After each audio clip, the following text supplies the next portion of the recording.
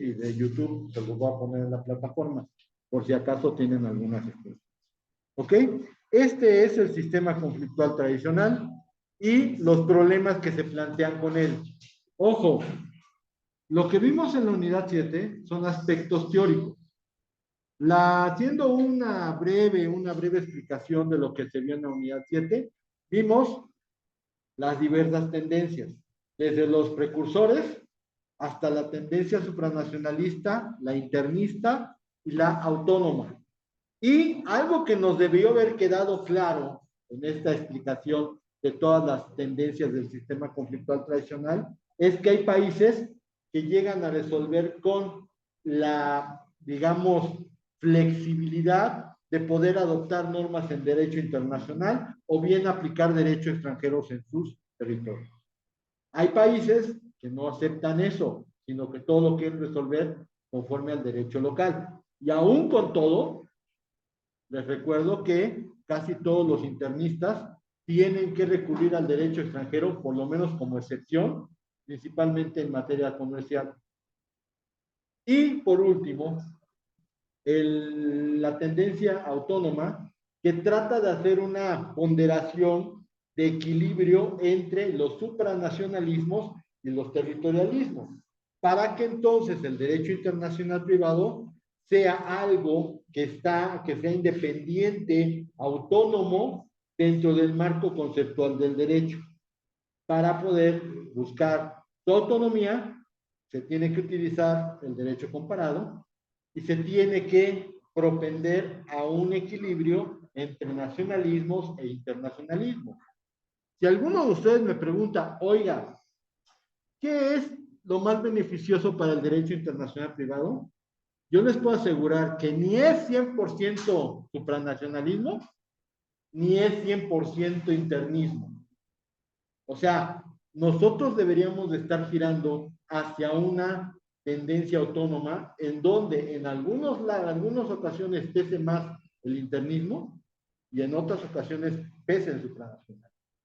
Pero vamos a ver cómo esta mezcolanza tuvo su punto fundamental en 1988, con reformas al Código Civil Federal, en este caso, que ya insistí en el video que van a ver, en el sentido de que en 1988 se hacen las reformas. En el año 2000, la jefa de gobierno, Rosario Robles, hace un nuevo Código Civil de la Ciudad de México. Y entonces el Código Civil Federal se queda como eso, Código Civil Federal, porque era el código sin las reformas que hizo Rosario Robles. Aquí, ¿cuál es el problema? Rosario Robles quiso establecer otra vez el territorialismo absoluto en términos de lo que decía el antiguo artículo 12 del Código Civil que estuvo vigente desde 1928 hasta 1988. Pero el problema para ellos es que la mala técnica legislativa que tienen y que todavía tienen hoy, y que hoy vamos a discutir mucho eso en el Código Nacional de Procedimientos Civiles y Familiares, nos hace ver. ¿Por qué me salí? ¿Se cortó? A ver.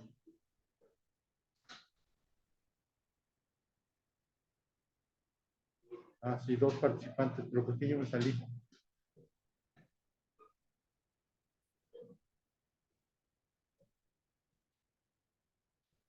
Fernando, ¿estoy apareciendo con usted?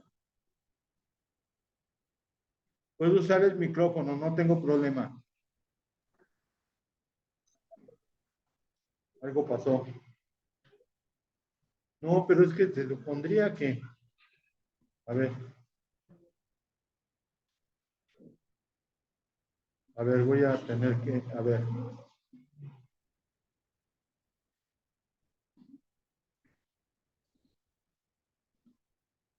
Me salí. No, o sea, sí se oye mi voz, pero no tengo imagen.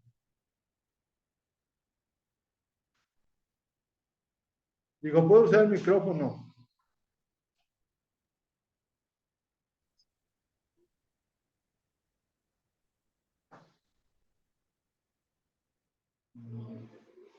A ver, ¿qué pasó? No, sí estoy. Entonces algo pasó por ahí. Entonces sí estoy, o sea, sí, sí me veo. Bueno, otra vez retomo. Es esta. ¿Y ahora por qué se fue el compañero? ¿Que le hablaron o qué? Me encanta porque se van y se van. Bueno, otra vez regreso. Sí me veo. Ok, bueno. Aquí entonces la situación está en que se trató de regresar otra vez al territorialismo. Pero para sorpresa de la gente, no cambió el contenido.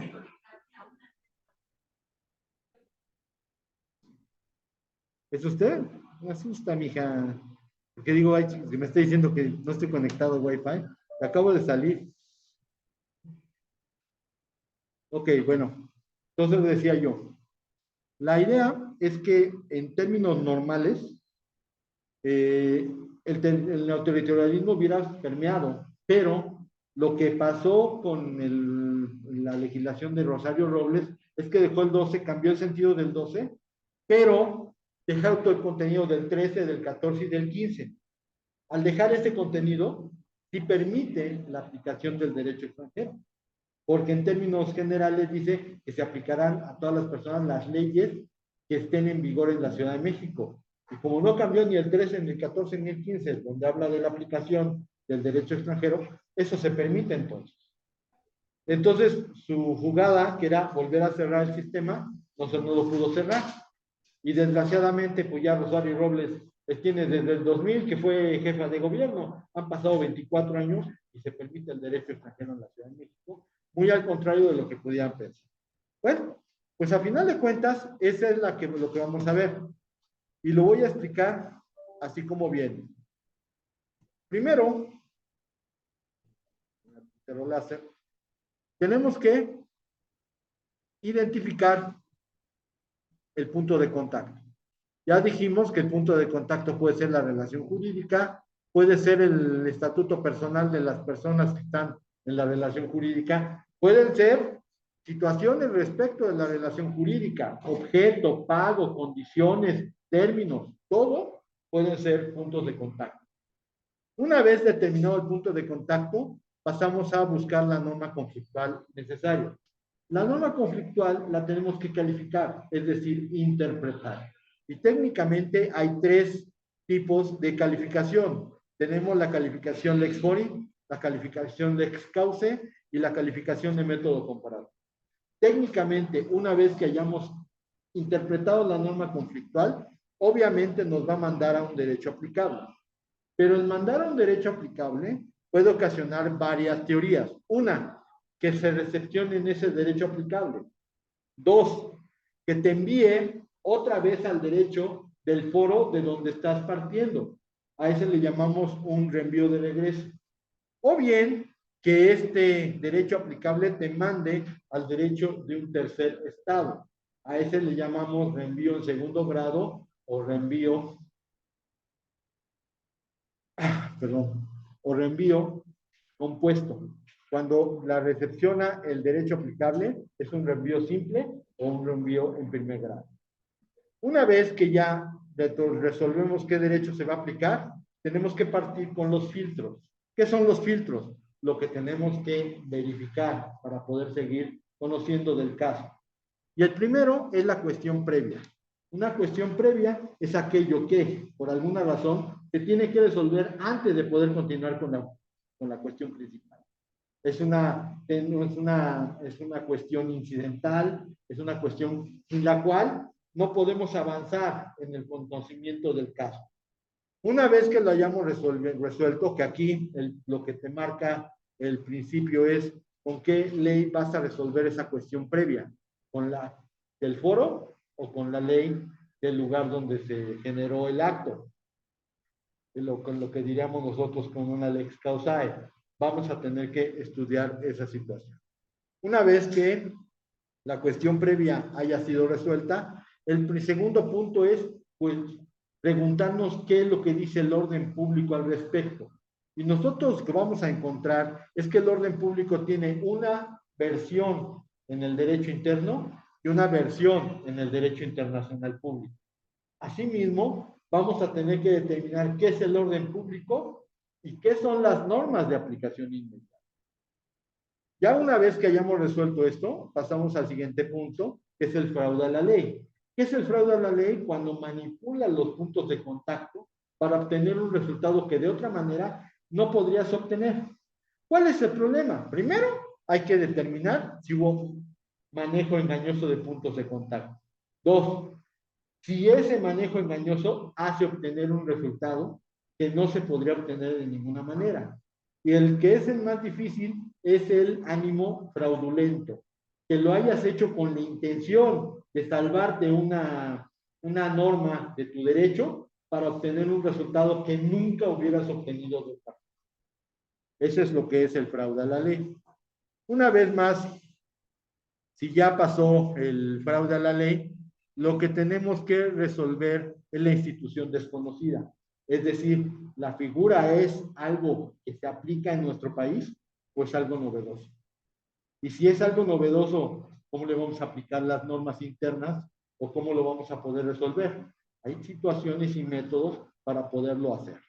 Ahora, una vez más, pasando todos estos filtros, tenemos el problema de cómo vamos a aplicar el derecho extranjero, que da lugar a dos situaciones. Tenemos problemas teóricos, en los cuales pues hay que saber cómo lo vamos a aplicar.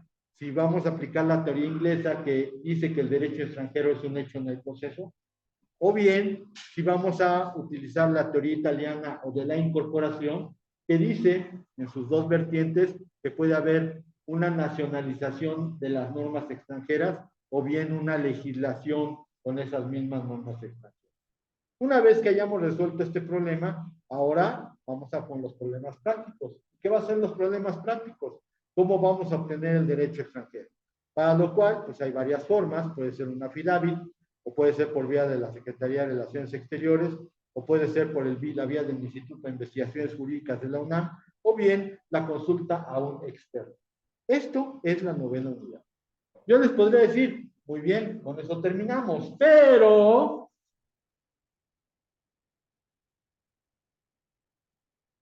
es obvio que no están preparados para eso. Porque ya podríamos decir, no, ya, pero vamos a analizarlos poco a poco. ¿Sí? Ok. Va. Volvemos otra vez a nuestro modelo de relación jurídica. Ya hablamos de que esto es una relación jurídica. Ya dijimos que los estatutos personales y reales se basan principalmente en las personas, en las cosas, y hay otros aspectos. Yo lo que muchas veces comentaba, para Batifol, la localización objetiva de derechos privados es que tú revises bien el contrato. Si tu contrato tiene 30 cláusulas, puede haber posibilidades de que te apliquen 30 normas de conflicto. Entonces, ¿qué tienes que hacer? Tratar de desmenuzarlo. Y usted va a decir, bueno, ¿y eso qué tiene? Que no tiene nada importante. ¿O sí tiene? Porque aunque fuera un contrato nacional, puede haber muchas implicaciones para otras legislaciones. Entonces tú tienes que saber muy bien hacia dónde va el contrato. Saber qué ley se le aplican los efectos, qué ley se aplica al fondo, qué ley se aplica a las consecuencias, qué ley se les aplica a las personas. Entonces tienes que tener mucho cuidado con las relaciones y determinar, desengranar, checar hasta la última posibilidad de aplicaciones de normas extranjeras en los contratos. Por eso muchas veces, cuando me pasan un contrato, se los entrego todo rayoneado. Y me dicen, ¿qué pasó? ¿Por qué, maestro? Le digo, pues es que se aplica esta ley, se aplica esta ley, se aplica esta ley. Aquí la situación está en que tenemos que ser muy cuidadosos cuando vemos esas situaciones. Entonces, bajo esta órbita, nosotros vamos a tener que determinar los puntos de contacto y la norma conflictual, la norma conflictual adecuada. Ya comentábamos que la norma conflictual te va a mandar a un derecho aplicable. Pero ojo, ese derecho aplicable tiene que estar basado en lo que la norma conflictual quiere interpretar. De acuerdo con Lewald, que es un autor alemán que estableció una clasificación de las normas conflictuales, hay una triple clasificación de normas conflictuales. La primera, la que regula las relaciones constitutivas de una relación. En este caso, nosotros conocemos una que es muy simple, locus regit actum, que significa, a ver, Carranza, ¿qué significa? Locus regit actum, ¿eh? No, locus regit actum. No, de la ubicación que se encuentra, no, así nunca se los enseñé. A ver, Rivera. Digo, oigan, es que ya a estas alturas todos estos conceptos ya los deben de tener ahí apuntados en la memoria. Locus regit actum. A ver.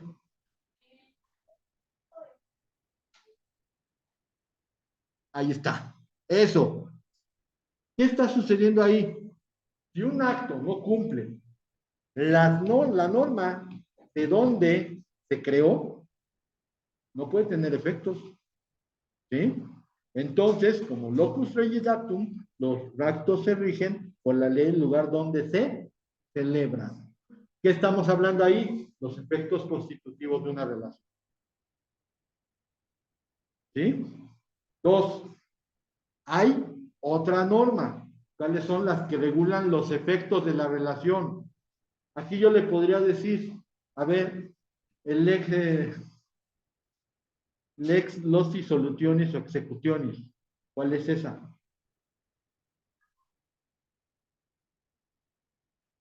No, de las consecuencias. Consecuencias. ¿Dónde se van a llevar? ¿Con qué ley va a regir los efectos de los actos? Donde se lleven a cabo los efectos, ¿sí? O sea, el pago no puede ser regulado exclusivamente por la ley de origen con la que se originó el acto. Tú le puedes dar al pago una ciudad distinta. ¿Y qué va a pasar? El pago se tiene que regir por las normas de ese lugar, porque el ex loci soluciones execuciones. Ahí les va. Una situación es que dice el artículo, ay, híjole, creo que es 1391 del Código Civil, que dice que los testamentos hechos en territorio extranjero tendrán efectos en la Ciudad de México siempre y cuando cumplan los requisitos establecidos en el lugar donde se hicieron. ¿Ok? Ahí va el caso de la aceituna. Es un caso bastante estúpido, pero es con lo que mejor se ejemplifica esto. ¿Ok? Yo tengo un contrato, yo tengo un testamento a favor de Hernández Paz. ¿Ok? Todos mis bienes son para él, ante notario. Pero de un tiempo para acá me estoy dando cuenta de que cada vez que puede, me mete un susto. Y a veces no con la mejor intención que alguien puede tener. No nada más con el efecto de divertirse, porque usted debe saber que yo estoy mal del corazón. Y si me mete un susto un día que ya no me pueda recuperar, ¿qué va a suceder? Me voy a morir. Y eso lo hace porque él es el beneficiario de mi testamento. Me lo llevo a Las Vegas, fíjense.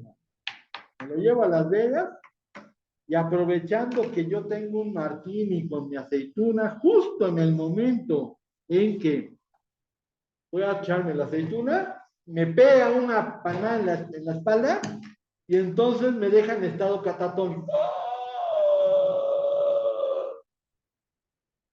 Y entonces en una servilleta agarro y digo, oh, el pleno uso de mis facultades, bla, bla, bla, bla, bla, bla, y nombro a Zavala Galán como mi heredero.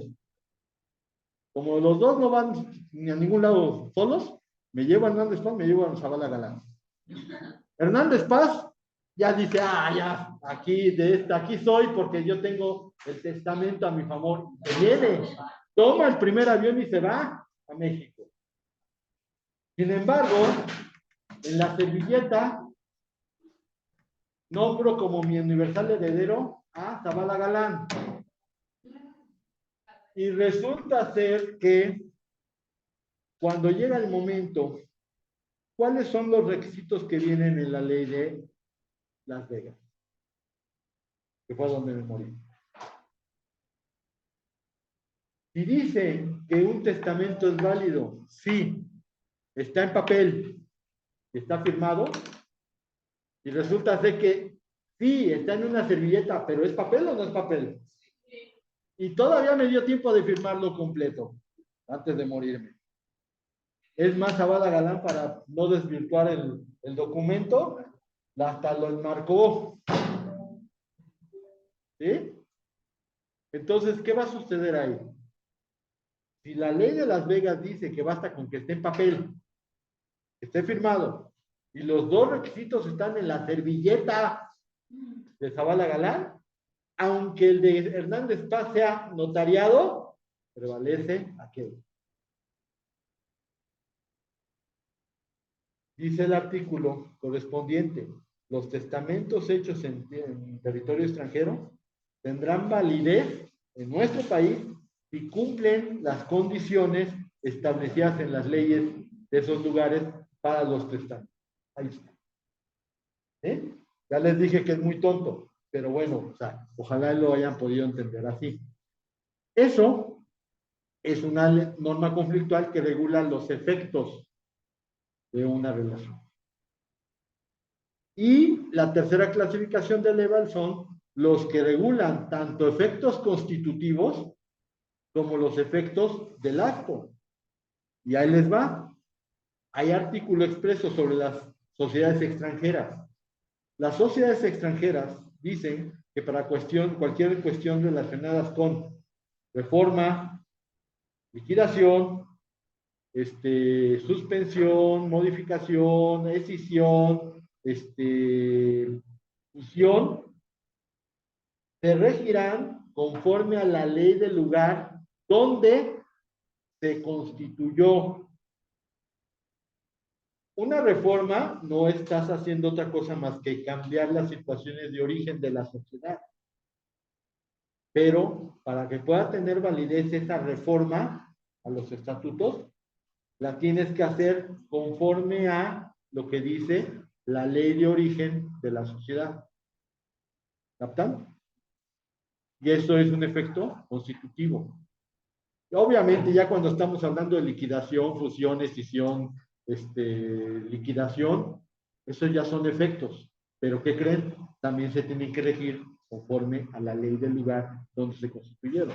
O sea, si la empresa es argentina y se va a ver una fusión con una empresa mexicana, para que la fusión pueda ser válida, tenemos que cumplir los requisitos que diga la ley argentina para que se dé la fusión. ¿Sí? Entonces, bajo esta disyuntiva, la norma conflictual no es nada más una norma que te va y te dice qué derecho te va a aplicar, sino que hay que interpretarla. Hay que hacer lo posible por darle sentido a la norma conflictual. Entonces, bajo este criterio, la calificación, que es la interpretación de la norma conflictual, habíamos comentado que se hace por medio de tres tipos de calificación. La calificación de ex-fori, la calificación de ex-cauce y la calificación de método comparativo. La calificación del ex-fori significa que a la norma conflictual se le va a interpretar conforme al derecho interno con todos sus principios, sus figuras o incluso con las limitaciones que la propia ley le establezca a esa norma conflictual. Y para poder ejemplificar esto, tenemos el caso Karaslanis. Karaslanis es un señor griego que se casa con una señora de origen francés. Se casan conforme al matrimonio civil francés. Sin embargo, el señor Karaslanis se da cuenta de que sí, de acuerdo con Francia, está casado, pero de acuerdo con Grecia, no. ¿Por qué? Porque en Grecia se debe uno casar por la Iglesia Ortodoxa griega. Si no, no estás casado. Y entonces, el señor Karaslanis pide la nulidad del matrimonio celebrado en Francia porque no se cumplieron los requisitos establecidos en la Iglesia Ortodoxa griega. Analicemos. Sabemos nosotros que allá en Europa las leyes personales son muy fuertes. ¿Qué dijimos que es la ley personal? Que los actos de estado civil y de capacidad se deben regir por la ley del lugar del... No, eso es en América. En Europa, por la ley de su país. Esto te da una regla muy fácil. A los franceses se les rige por la ley francesa. Esa es una norma unilateral. La tenemos que bilateralizar. Si a los franceses les rige la ley francesa, a los griegos,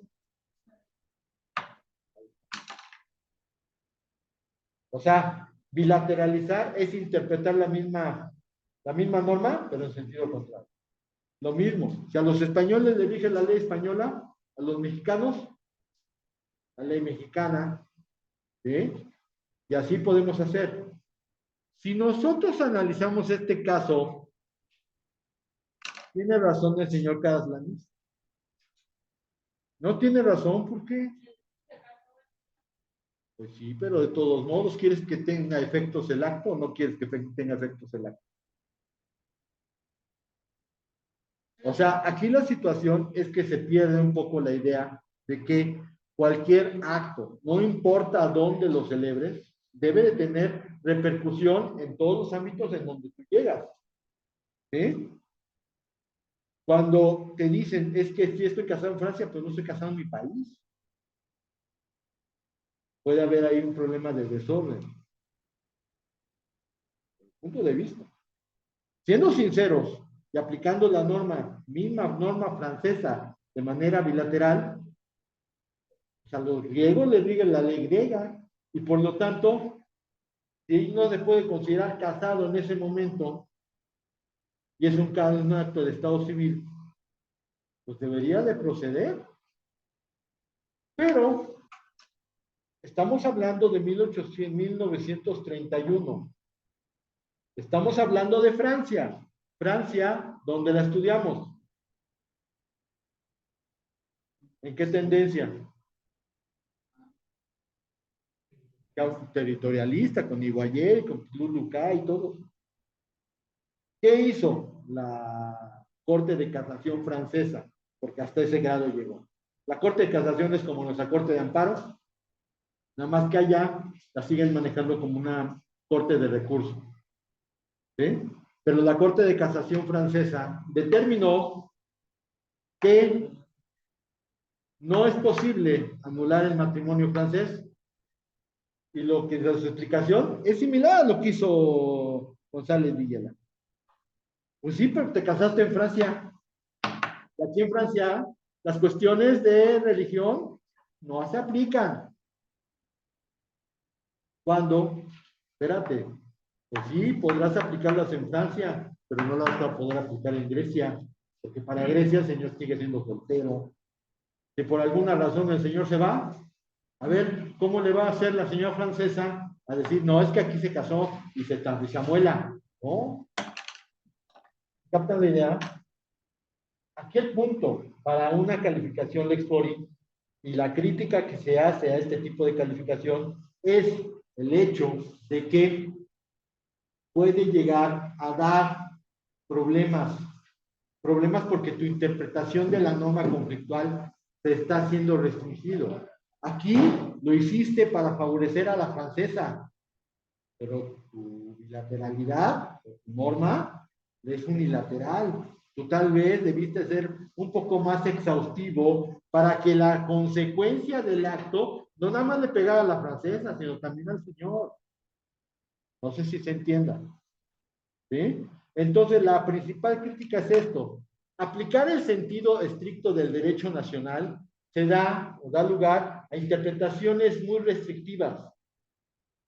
Y se puede pensar que estás favoreciendo algo. Vamos a ver cómo esa interpretación de esa ley, en otro caso, es verdaderamente injusta. Y lo vamos a ver. Siguiente situación, la calificación de causa, que quiere decir que la norma conflictual debe de interpretarse en conjunto con la ley del lugar donde se generó el derecho, con donde salió la figura, en donde se emitió el problema. ¿Qué pasa ahí? Decía Niboyer territorialista, el francés, ¿cómo vas a poder decir que una norma se debe de entender conforme a un derecho extranjero que todavía ni conoces? Bueno, pues puede ser un poquito más fácil si te pones a estudiar, si buscas la forma. Ninguna aplicación del derecho, o sea, que digan ustedes que todo en el derecho es tan sencillo como que me va a llegar el divorcio tal y como viene en el libro. Eso es mentira. Ay, me va a llegar la sucesión tal y como está en el libro. Ajá. No. ¿Qué tienes que hacer tú? Tienes que aplicar lo que sabes. Y aplicar lo que podría generarse o por lo que podría suceder. Pero no es tan fácil. No te llegan los casos tal y como está en el libro. Si eso fuera, sería sencillísimo el derecho. Pero no. Hay que ir acomodando las figuras. Pues lo mismo en el derecho extranjero. Si tú vas a tener que aplicar en ese sentido lo que dice el derecho extranjero, pues por lo menos lo vas a tener que leer y vas a tener que entenderlo. ¿Sí? Ojo. El problema en nuestro código es que de acuerdo con las reformas de 88, dice, el juez se aplicará el derecho extranjero de esta forma. El juez lo aplicará como si fuera el juez del lugar de donde proviene el problema. Por lo que deberá llegarse del texto, sentido, alcance y vigencia del derecho extranjero. Esa es la labor que tiene que hacer el juez. El juez tiene que estudiar, bendito sea, ojalá y de veras. Pero tiene que buscar el texto, tiene que buscar la interpretación, tiene que buscar el sentido. Aquí hay dos situaciones. Tienes que buscar interpretación doctrinal, tienes que buscar interpretación incluso jurisprudencial y las vigencias. Porque no es posible aplicar derecho que no está vigente. ¿Sí? Esa es la misión del juez. Por eso, el artículo 14, fracción 1 del Código Civil admite una interpretación de ex causa. Y por eso, en México, hasta la interpretación de las normas conflictuales se tiene que hacer conforme al derecho extranjero. ¿Sí? Eso es lo que te dice el artículo 14. Por lo tanto, la calificación de ex causa, que es esta, se tiene que aplicar. Pero, ahí viene lo siguiente. ¿Qué es la calificación de método comparativo? A lo mejor el derecho extranjero te deja dudas. Y yo, incluso en los apuntes, tengo por ahí un cuadrito en donde yo digo, bueno, ¿cómo es el matrimonio en México? Matrimonio civil, porque el matrimonio religioso, señores, es para el mole, para el arroz, para el pollo, para todo, pero no es el que más le presta atención toda la gente y es el que menos sirve, porque el matrimonio religioso no sirve para. El matrimonio civil es el que sirve. Y la principal figura que tenemos del matrimonio en nuestro derecho es el matrimonio civil. Pero tendríamos que buscar elementos de ese matrimonio civil. Primera circunstancia. ¿Cómo es el matrimonio civil en México? Esto hace unos años era muy sencillo. Era hombre y mujer. Hoy no. Hoy puede ser de un solo sexo. Pero, ojo, es una persona con una persona. Primer elemento. Es uno y uno. Entonces son 1 más 1 igual a 2. 1. ¿Ok? Segundo, ¿qué es lo que se busca? En términos normales, la formación de familias. Antes diríamos la procreación. Pero, pues dos homosexuales femeninas o dos homosexuales masculinos, pues ¿cómo le van a hacer? Claro, están las fuentes de maternidad subrogada, pero aquí el problema es que todavía en México la maternidad subrogada parece que es cuento de ciencia. O sea, sí hay algunos artículos, pero no hay una regulación plena de cómo se tiene que hacer la maternidad subrogada. Pero, suponiendo sin conceder que lo hicieran, porque sí está permitido, la Constitución misma dice, toda persona deberá informarse sobre el número y la manera en que va a tener a sus hijos. Entonces, ¿qué quiere decir? Que la maternidad subrogada, por lo menos en este sentido, no está prohibida, aunque sean matrimonios homosexuales. ¿Sí? Pero bueno, es formación de familia. Y el tercer aspecto es, desde mi punto de vista, la ayuda mutua. Eso es de lo que menos hay, pero bueno, ayuda mutua, se supone que es parte de eso. Ya están mis tres elementos. ¿Contra qué figuras yo tendría que... Ah, y la solemnidad. ¿Cuál es la solemnidad? Ir al registro civil. Hacerlo frente a la autoridad que tiene que celebrar el matrimonio. Bueno, ahí va. Ahí tenemos 4 elementos. ¿Cuáles son las otras formas de matrimonio que podemos encontrar? Matrimonio religioso. Matrimonio poligámico. Y entonces hago mi comparación. Por ejemplo, ¿en el matrimonio religioso es una persona con una persona? Sí. Ah, es que tiene que ser heterosexual. Eso ya es irrelevante. ¿Es una persona con una persona? Sí, cumple. 2, es para formar familias. Ellos dirían que es para la procreación, pero al final de cuentas, cumple con el segundo elemento. La ayuda mutua, cumple con el tercer elemento. Pero, ¿qué le falla? La solemnidad, es decir, el acudir con el oficial del registro civil para llevar a cabo la celebración del matrimonio. Entonces, ahí un tachecito. Ese es el primer aspecto. Matrimonio poligámico. ¿Es una persona con una persona? Tache. ¿Es para formar familias? Híjole, yo creo que es para formar muchas cosas, pero familias, quién sabe. Pero aquí, o sea, todas estas figuras tienen una situación muy especial. ¿Por qué? Porque aunque sean familias poligámicas, existen ciertas jerarquías y ciertas organizaciones que se llevan a cabo desde hace muchísimo tiempo con estos países que permiten la poligamia. En primera instancia, la poligamia la vemos muy romántica porque pensamos que todos los árabes son poligámicos. No. Dice el Corán que el hombre puede tener tantas mujeres como pueda mantener. Y para ser sinceros, la gente pobre apenas se puede mantener una. Por eso, eso de que, ay, no, pues es que todos los árabes son poligámicos, no es cierto. Muchas veces son monogámicos por necesidad. A lo mejor no por ganas, pero por necesidad sí. Sin embargo, el matrimonio poligámico sí está permitido. Y obviamente, ¿quiénes son esas personas? La gente rica. La gente rica que puede tener 3, 4, 5, 6 esposas.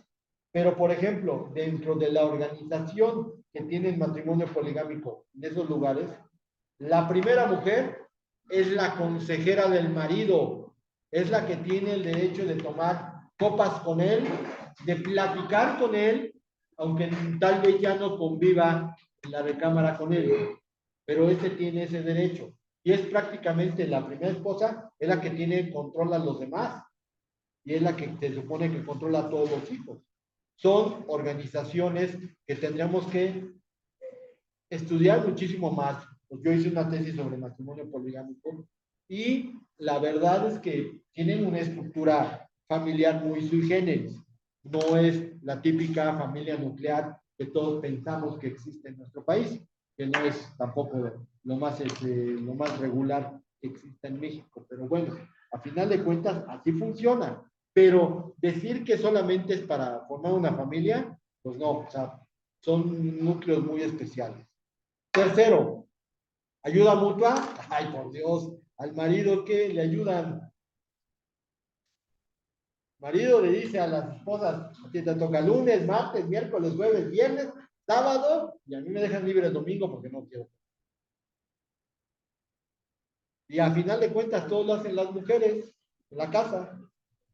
Entonces, así como que digas tú que el marido tiene mucha intervención en la ayuda mutua, lo de la solemnidad, a lo mejor sí, porque se tiene que llevar una formalización de ese matrimonio.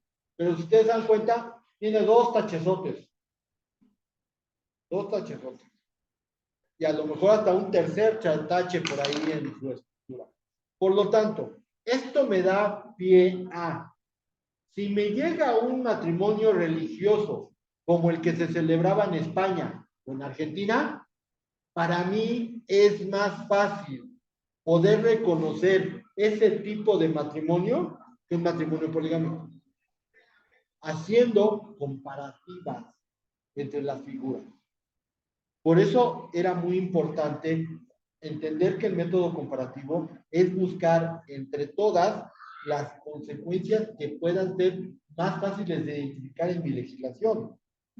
Porque si existe, entonces voy a poder aplicar parte de mi legislación y voy a poder aplicar parte del derecho extranjero. Y eso va a ir muy pegado con lo que vamos a ver con el orden público. Ahora sí, ya que terminé toda la idea, ¿qué pasó? Si una mexicana llegara a ser una de las cuatro esposas, bajo que se retiraría allá o acá. No podría, no se le, o sea, espero que lo pueda regular allá, porque aquí no podríamos aceptar. Uno punto de una problemática así es que tendríamos que reconocer si es matrimonio o no es matrimonio. Si nosotros hiciéramos nuestra comparativa, no es matrimonio. Y por lo tanto, si no es matrimonio, fíjese bien cómo lo voy a solucionar.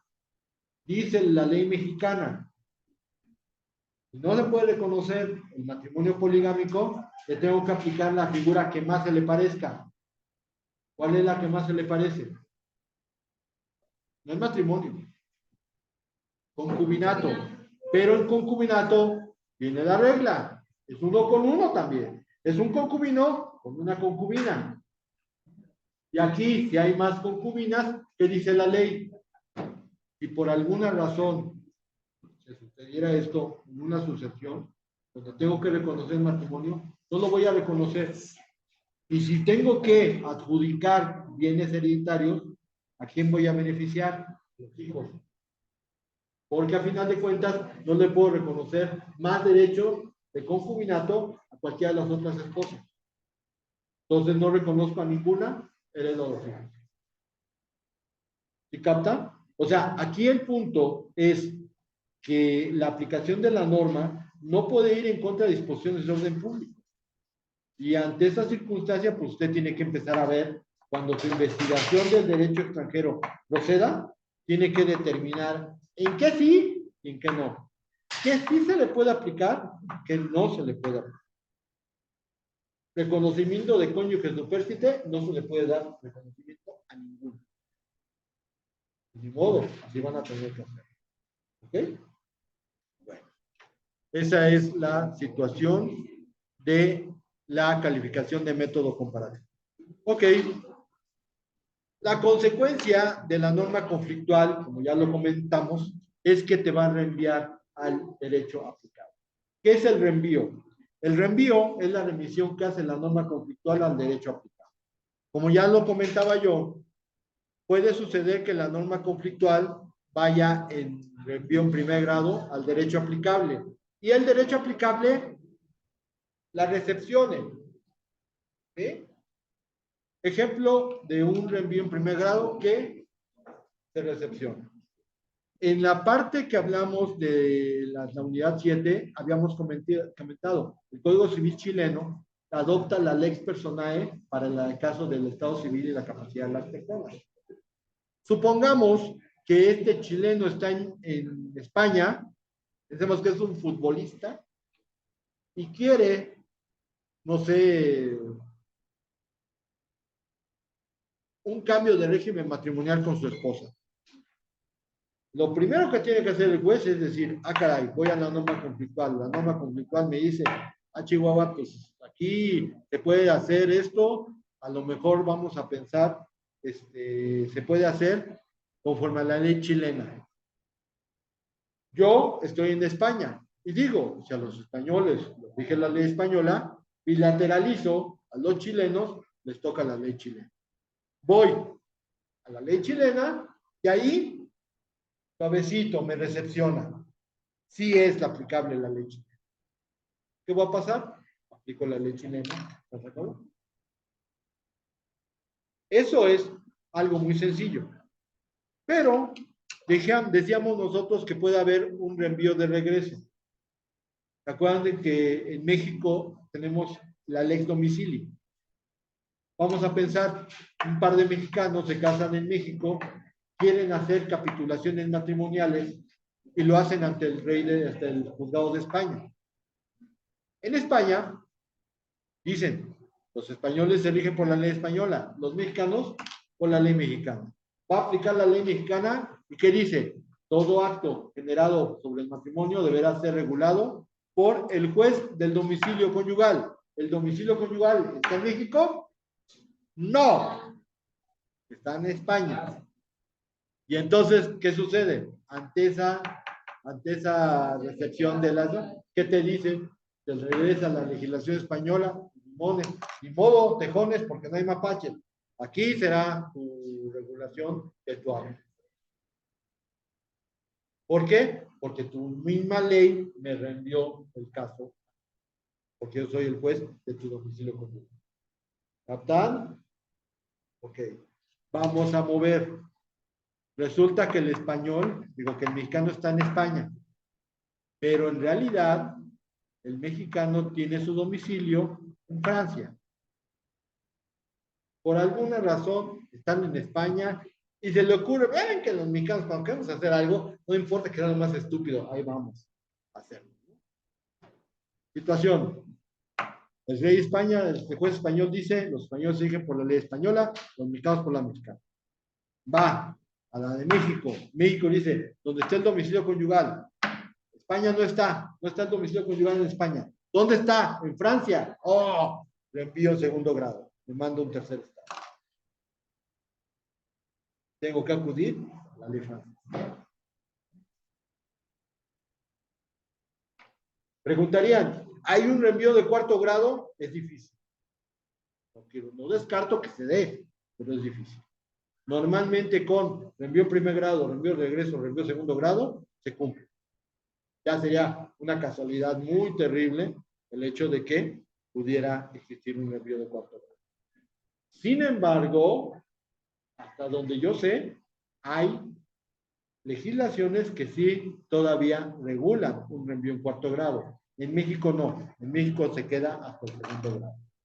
Lo cual hace pensar que el legislador mexicano considera que es muy difícil andar brincando de ley en ley. ¿Sí? Muy bien. Eso es lo que hace el reenvío. ¿Quedó entendido? Muy bien. Vamos con, ahora sí, los filtros. Decía yo, los filtros van a ser cuestiones que tienes que resolver antes de darle continuidad. El primero es la cuestión previa. ¿Qué es la cuestión previa? Una cuestión incidental, pero que es de tal importancia que si no se resuelve, no puede seguirse con el asunto principal. ¿Okay? A ver, señores, tenemos aquí, es un caso que parece trabalenguas. Se llama Nadidi Mutopel contra Panón Canamay. Ahí está citado en los apuntes. Nadidi Mutopel contra Panón Canamay. Así se llama el asunto. A ver, imagínense nada. Años 30. Un señor asentado en la India, en esos años, la India era territorio.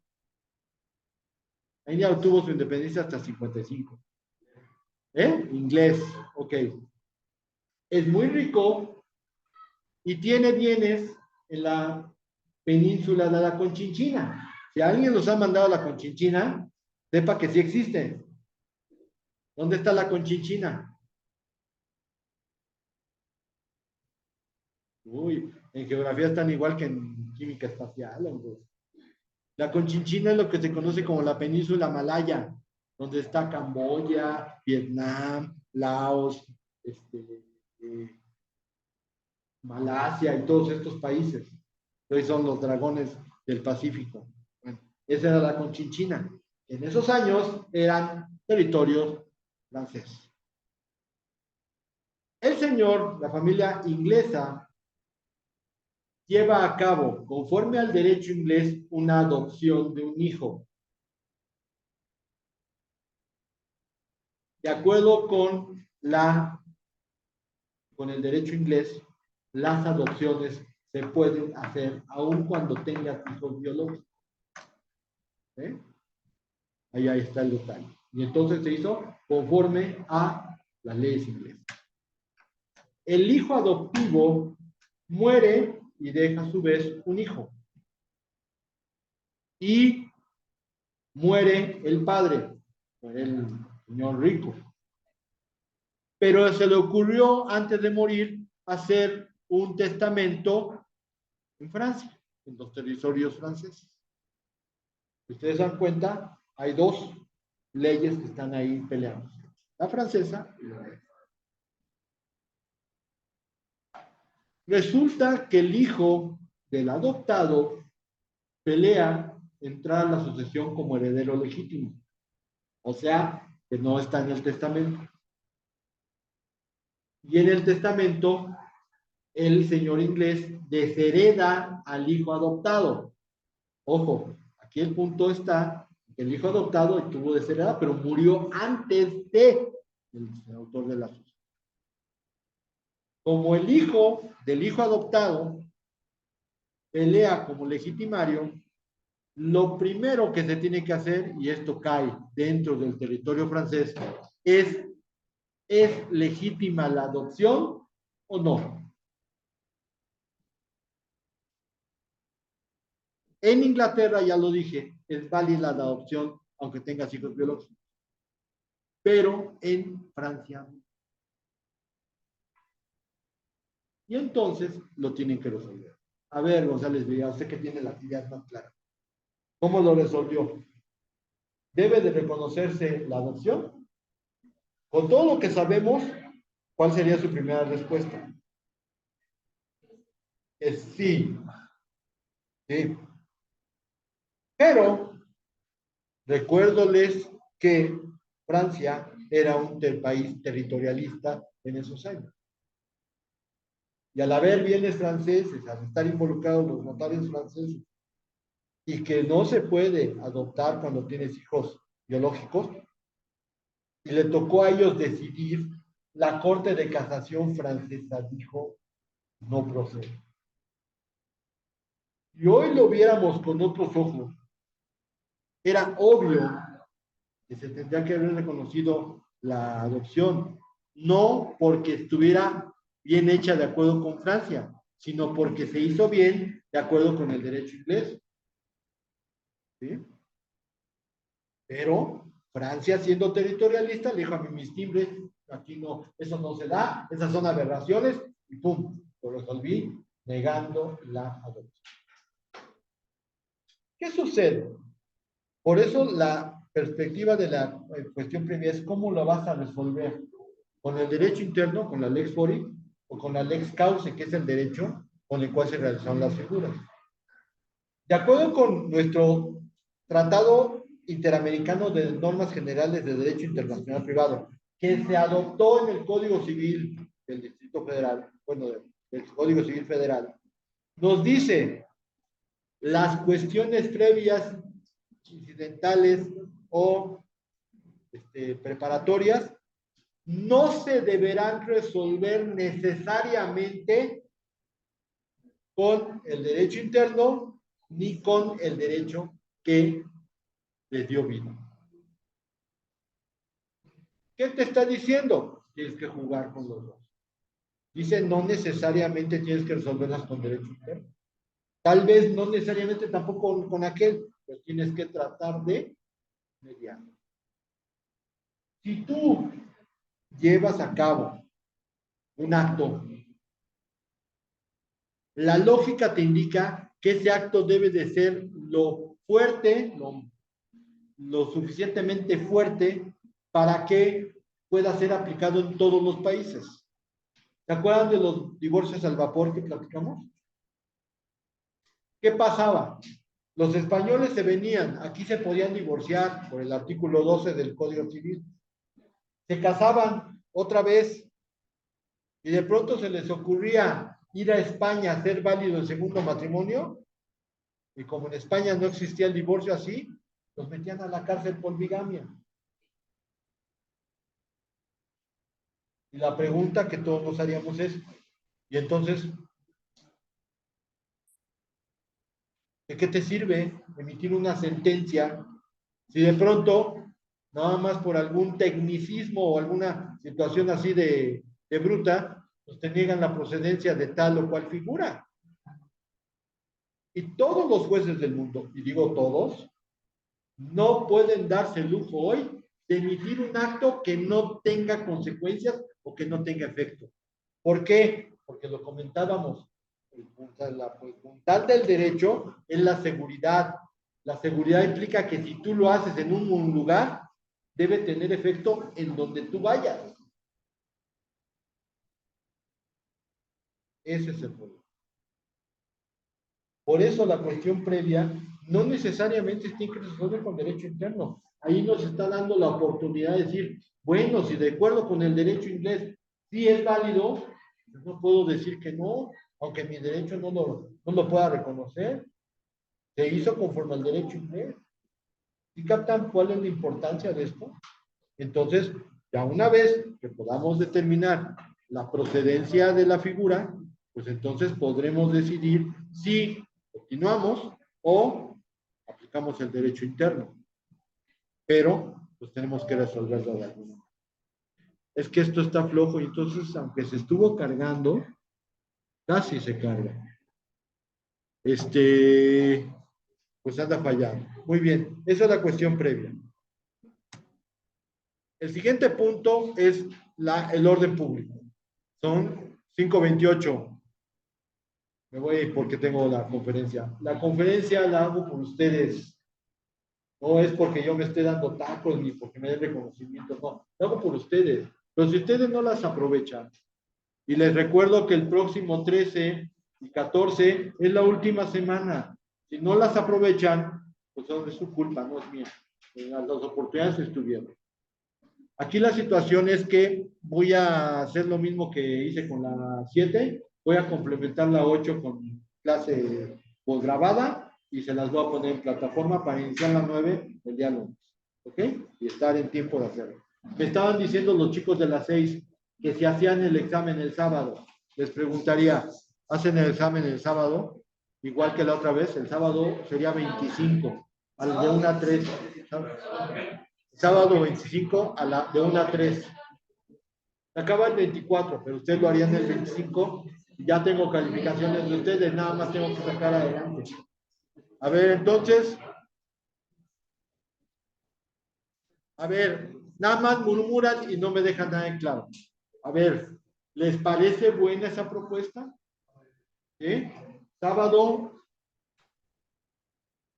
nada más confirmar si es 25 de veras.